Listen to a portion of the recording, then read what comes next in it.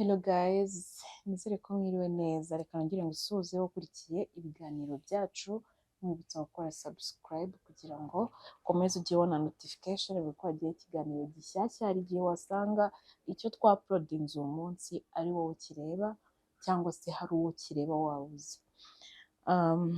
Uyu munsi tugiye kuganira ku nsanganyamatsiko y'abakobwa babyariye mu rugo, abakobwa bakora mu kabari, abakobwa batega. Mbese muri abo bakobwa, ejo bundi mperutse guca ahantu mu kabari, nari ngiye kugurayo akantu, nari ngiye kugurayo agafanta, nca ahantu mu kabari, hari abagabo bari gutera story, abagabo bari gutera story bavuga ngo indaya ngo zo mu mugina, bavuga abakobwa nyine sinzi amazina bavugaga, ngo ngabo ba Sofiya, ngo ngabo ba Delphine n'abandi, bavuga uti kandi bariya bose uko bareba babyariye iwabo, uti bariya bose uko bareba bafite abana mu rugo birirwa bateze hariya. Urumva urwo ni urugero rumwe bavugaga. Noneho nyuma bamwe batangira kuvuga uti ariko ubundi wa mugani ni ukubera iki abakobwa b'indaya bakunze gutega ku muhanda. Urumva bavuze bari bakunda gutega ku muhanda, ngo abakobwa bakora mu kabari bari abaseriveri, ngo cyane cyane ngo utubari duciriritse, ngo kuki usanga hafi ya bose baba barabyariye mu rugo. Kandi kuko byakugora kubona umukobwa ukora mu kabari adafite umwana pe, cyane ko kugeza kuri iki gihe n'ubundi abantu benshi basigaye bakunda kuba bafite abana, ariko noneho mu kabari byakugora. Ushobora kubazengurukamo bose ukumva bafite abana basize mu cyaro, basize iwabo, hafi ya bose. Bongeraho ngo n'abakora, bavuze mu marogi, bavuze sinzi, bavuze ibintu byinshi cyane.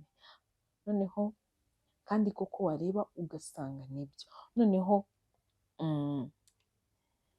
wakurikiza n'abantu wenda bamwe mwaragiye muganira. Ubu ntangiye hari nk'abakobwa nzi nka batatu, hari uwo nzi wiyahuye akimenya ko atwite, kuko uwo mukobwa nzi yari uwo ku Gisozi, ni umukobwa wari ufite nk'imyaka 19 ariko yarakiba iwabo. Numva ikiba iwanyu bukiri umwana. Uwo mukobwa baramusambanyije, bamufata ku ngufu ari nijoro atashye, bimwe nyine by'urugomo, bamufata ku ngufu bamutera inda. Bamaze kumutera inda urumva yaratashye, kwa kutisanzura ku babyeyi n'iki, nabo ntiyabibabwira, arabyigumanira mu mutima. Nyuma y'iminsi mike umukobwa aza gusanga yarasamye. Amaze gusanga yarasamye, kwiyakira byaramugoye cyane, aravuga uti noneho ndapfuye, nzabisobanura gute? Urumva iwabo bari n'abantu nyine bakanira cyane.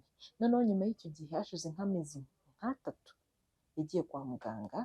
Urumva inda yari itaragaragara, ariko yarasigaye akunda kuba muri famiye cyane, atagikunda kuba iwabo. Agiye asanga banamwanduje sida, yari umwana ukiri mutoya utarakunze no kujya muri ibyo bintu by'abahungu. Kwiyakira byaramunaniye ku buryo uwo munsi bukeye bwaho twagiye twumva amakuru ngo yiyahuye, yinaze mu mazi, nyine biravugwa cyane. Kandi koko nyuma sinzi nyine bagiye baperereza basanga koko niyo mpamvu. Hari abakobwa rero benshi kubera kubyarira mu rugo cyangwa gusamira inda batiteguye, cyangwa se bitewe n'abo babyaranye nabo. Hari abakobwa benshi byagiye bitera agahinda gakabije cyangwa icyo twakwita depression.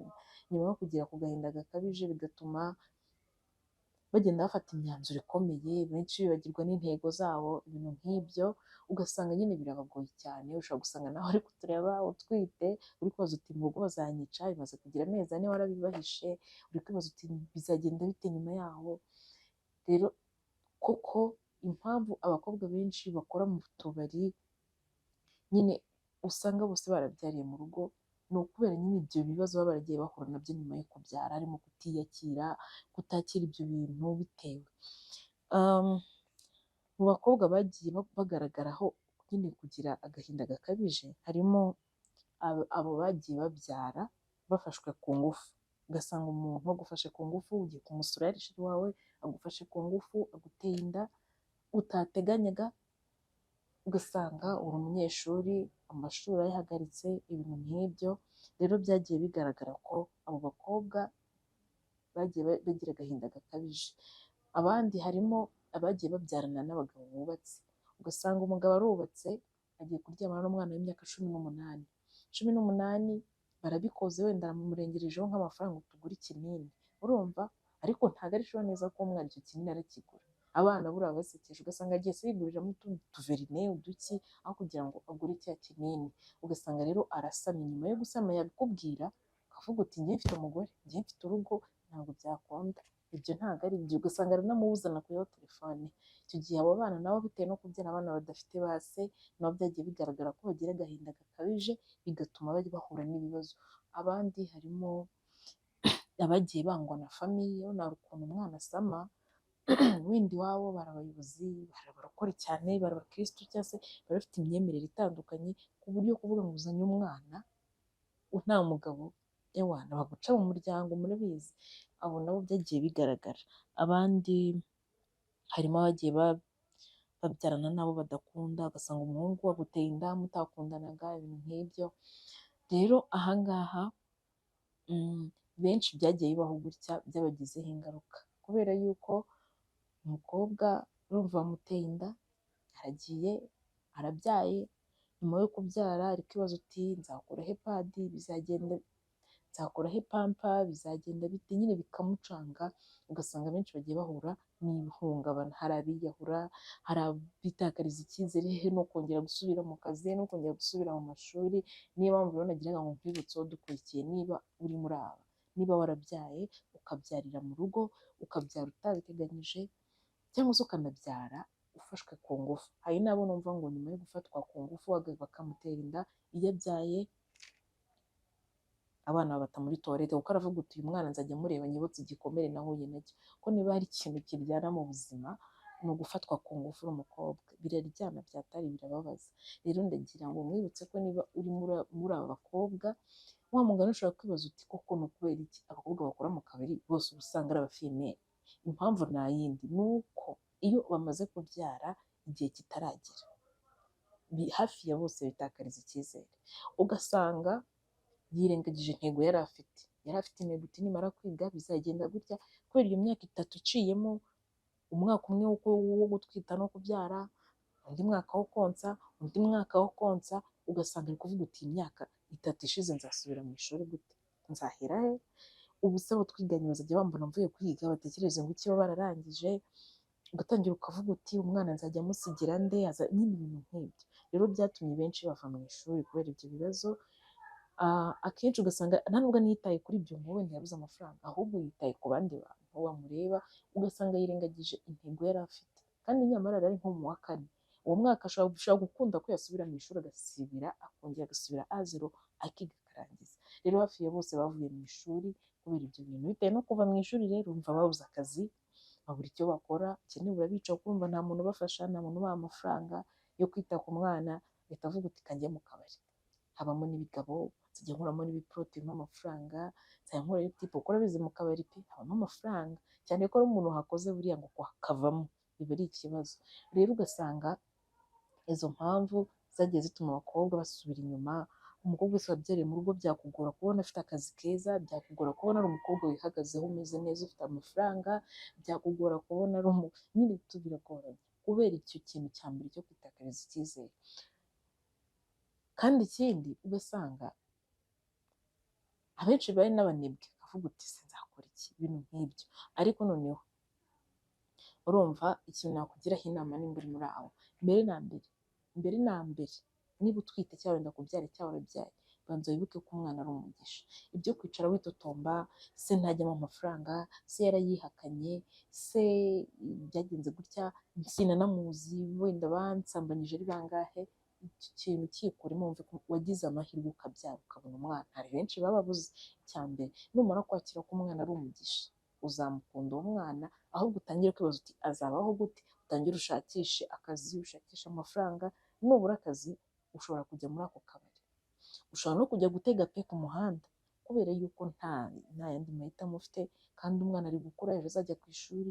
Ariko basi se nibura urateganya kubikora igihe kingana iki, ukiha intego, ukavuga uti ngiye kubikora, nshaka amafaranga, nsevinge. Nimba n'icyo giporoto ukibonye it's fine, ni ibyawe, ni uburenganzira bwawe, icyo gihe uri mukuru. Ariko usevinge, wibuke gusevinga amafaranga kugira ngo ako kazi kabi ukora utishimiye, basi nyuma y'iminsi ngaho uzakavemo. Ushobora gushaka amafaranga ugasubira mu ishuri ukajya wiga ukora.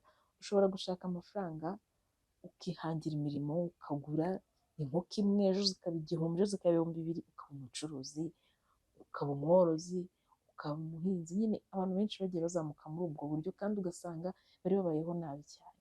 rero umukobwa cyangwa umugore cyangwa se kabyita umukobwa wabyariye mu rugo udafite umugabo udafite n'umwitaho, ugomba kwikunda mbere na mbere. Ibyo kijya nko kunoza yatangaye, ukikunda ukibuka yuko nta wundi muntu ubereyeho, wowe ubwawe wibereyeho ku giti cyawe, nutiyitaho nta wundi muntu uzakwitaho. Uwo mwana wabyaye nudakora cyane umwiteho, azaba mayibobo, azaba imbobo, azaba inzererezi, azaba indaya, bitewe n'uko utashoboye kumwitaho ngo umuhe n'ubwo burere.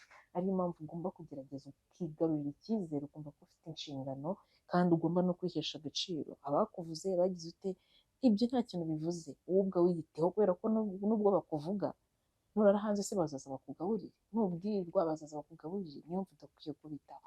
Ubwo rero nibutsa ko umukobwa wabyariye mu rugo nta mpamvu yo kumva ko buri gihe mu kabari abakobwa bakora yari ababyariye mu rugo. Basi bagerageze ukimara kubyara, nimba ari inshingano hari intego wari warihaye, ongera uyigeho umaze kubyara. Kandi noneho iyo umaze kubyara kuko ukavuga uti mbihaye umwanya, noneho ujya mu maramaje ufite kuraje, uvuga uti iki kintu ngombe nkigereho kubera inshingano mfite. Ubwo rero ibintu byo kugira agahinda gakabije, depression, ukiyahura, ibyo ntabwo ari ibintu byakagombye gutuma wiyahura. Wapi pe, ntabwo ari ibintu byakagombye gutuma wiyahura, kubera yuko ubuzima buraryoha. Ubuzima buraryoha.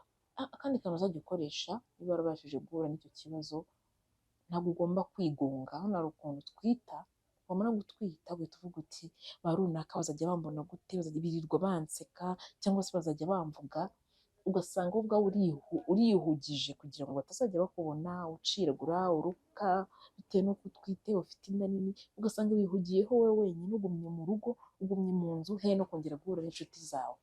Rero icyo kintu ugomba kukirinda, ahubwo ukagerageza ukajya usabana n'inshuti, cyangwa se nyuma yo kubyara ukajya usabana n'inshuti, ugatembera, ukanasohoka, ukajya ahantu hahuriye abantu benshi, kugira ngo akanyoni katagurutse ntikamenya iyo bweze. Ushobora kugenda gutyo ugatembera, ugasanga nyamara uhuriye n'umuntu mubaye inshuti, umuntu akeneye umukozi runaka, ugasanga ku kazi uranagashoboye, cyangwa se n'izo nshuti muhuye hari ukuntu mugenda muganira, bakababwira agahinda wagize, bakakugira inama, bakagukomeza, bakakugira inama z'ukuntu bashaka akazi, bakanakubaririza bagenzi babo.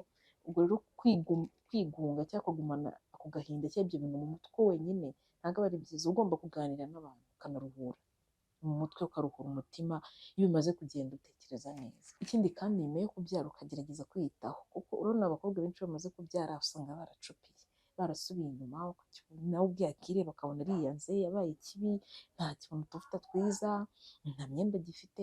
Ariko nyuma y'icyo gihe nyine iyo witaye kuri ibi bintu byose, ikindi kintu wongera kwitaho rero wowe ubwawe ni ukwiyitaho. Urabona iyo umuntu yiyitaho akisiga utuvuta twiza, cyangwa se akabona yambaye akenda keza, akitera akadodoro akumva arahumura, akisiga akamekapu, uko birarya igihe wireba mu kirahuri ukabona urasa neza, bigatuma wigarurira icyizere, ukavuga uti wawu. Ibyo byose bituruka, twabishyira muri ya kategori yo kwikunda, kwiyitaho kabisa, ukongera ukambara neza, ku buryo n'ibyo kuvuga ngo nta nubwo uzabona umugabo kuko wabyaye, ibyo reka bihita binagenda. Nawe ubwawe igihe wireba ukavuga uti sha sinzamubura pe, cyane ko iyo wiyitaho nta abahungu usubiza isucaho bakarangara, ibintu nk'ibyo. Ubwo rero icyizere nicyo cya mbere, gukora, kwikunda, gukunda umwana wawe, ibintu byo kwishyiramo, kwiheza, agahinda, ibiki nta birenze, ntabwo waciye nk'amabere. So rero mwabigerageza bigatuma mwihesha agaciro. Nabyo kuvuga ngo mu kabari hakorayo abakobwa babyariye mu rugo gusa kubera yuko babyaye bakabura ikindi cyerekezo cy'ubuzima, ibyo byose mwabikansoringa. So wakoze kudukurikirana, kora subscribe, mwibutsa ko ufite igitekerezo cyangwa ikindi kintu wifuza kutubwira, watwandikira muri comment.